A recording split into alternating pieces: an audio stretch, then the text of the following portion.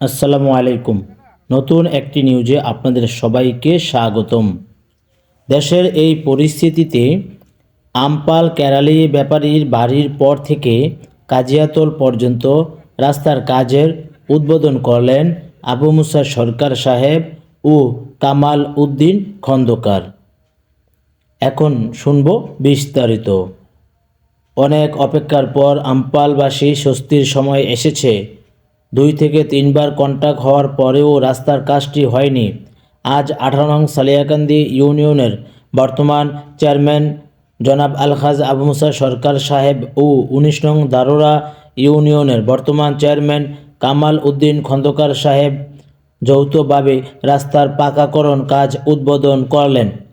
তখন আরও উপস্থিত ছিলেন 8 নং ওয়ার্ডের বর্তমান মেম্বার ছোটন কুমার সাহা, আরও ছিলেন কামাল মেম্বার, কাদের মেম্বার, জামাল হোসেন, শহীদ সরকার, শাহ আলম সরকার, মাজারুল সরকার, হানিফ মিয়া, বশির মিয়া সালিয়াকান্দি, আবিদ আলী ব্যাপারী, বশির সরকার আমপাল, আলাউদ্দিন, ফাইজুল ইসলাম, আরও অনেকেই আপনারা দেখতে পাচ্ছেন উপস্থিত রয়েছেন।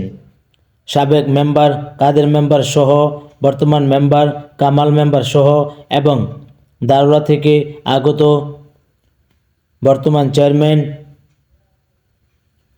খন্দকার কামাল উদ্দিন চেয়ারম্যান সাহেবকে নিয়ে রাস্তা পরিদর্শন করেন এবং নিজ হাতেই উদ্বোধন করেন কেরালি বেহারির বাড়ির কাছ থেকে রাস্তাটি। প্রিয় বন্ধুরা, আমপালবাসীর যেন অনেক আনন্দ। আপনারা দেখতে পাচ্ছেন আমপালের আরও অনেক সিনিয়র পার্সন থেকে শুরু করে অনেক লোকজন এখানে উপস্থিত রয়েছেন।